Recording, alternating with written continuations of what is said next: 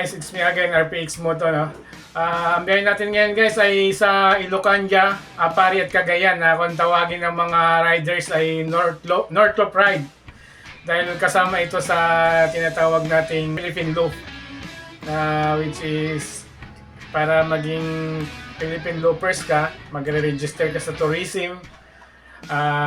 Tapos nasa iyo kung anong unahin mo, kung north to south ka o south to north. So ibig sabihin, Apari to Mindanao, Mindanao to Apari.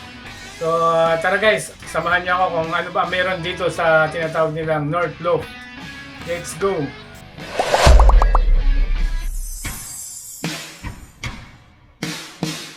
Yan ang ikotin nating mapa guys. From Manila guys, pangalawang stopover na natin to, no? Unang stopover natin sa Pampanga. Ito sa Pangasinan na to, sa may Rosario, Pangasinan.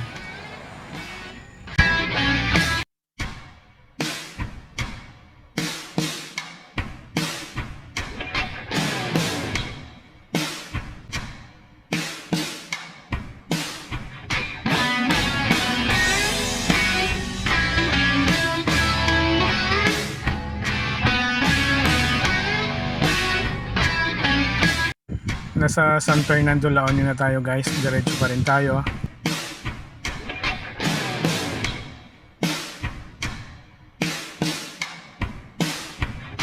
Ito na guys, narating na natin ang gateway ng Ilocanja, ang Ilocosur Art. Picture muna tayo dito guys.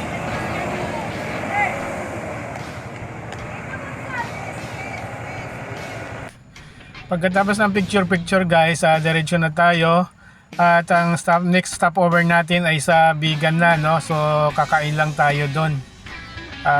Dahil ang target natin na papahingahan natin ay sa may South Beach, sa may Pagudpud na. Let's go guys!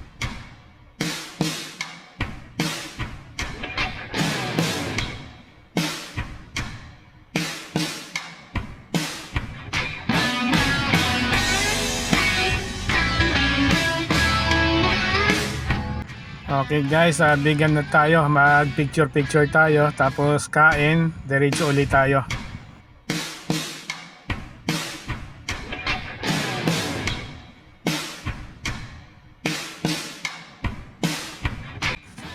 Dito na tayo guys sa arko ng Ilocos Norte. Picture lang, diretso again.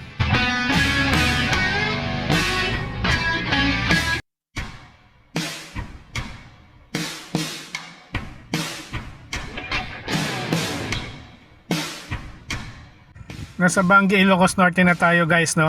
Dito natin makikita yung mga windmill. Ito yung mga kauna-unahang windmill sa Pilipinas guys. Yan, napakaganda.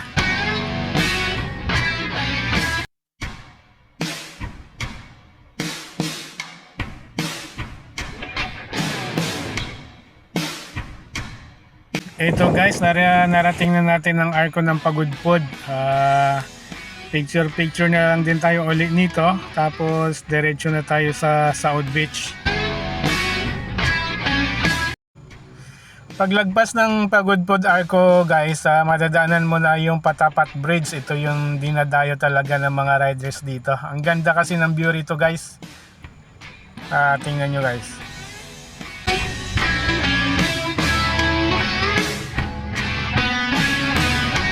Siyempre, hindi pwedeng hindi ka mag-selfie rito guys, sa ganda ng view. Naman ang South Beach guys, dito na tayo magpapalipas ng gabi. Kinabukasan, bumiyahe na tayo guys, nasa Apari na tayo. Ito, mag-picture na tayo. Tapos, diretso na tayo ng Santa Ana, Cagayan. Ito, dadaanan natin ang Gonzaga bago mag Santa Ana, Cagayan. Ito guys, nasa Cagayan na tayo. Hoy! Alis dyan! Pagkatapos dito guys, pabalik na tayo ng Maynila, no? Ang daanan natin, Tugigaraw, Isabela, tapos Nueva Vizcaya, Nueva Ecija, at Bulacan uli. Ayun guys, napakaganda sa norte.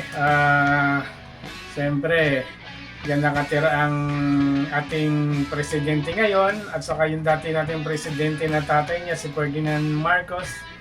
So talagang na-develop ng gusto na paganda, hindi man sobra pero masarap balik-balikan. Maraming magagandang tanawin, lalo na ngayon nadidevelop lalo. So yun guys, maraming salamat sa inyong suporta. Lalo na sa aking mga subscriber, maraming salamat sa inyo lahat sa patuloy niyong pagsuporta sa RPX Motovlogs. Hanggang sa mga susunod natin mga vlog guys, huwag kayong mawawala. Yung mga hindi pa nakasubscribe dyan, baka naman. Okay guys, maraming salamat sa inyong lahat.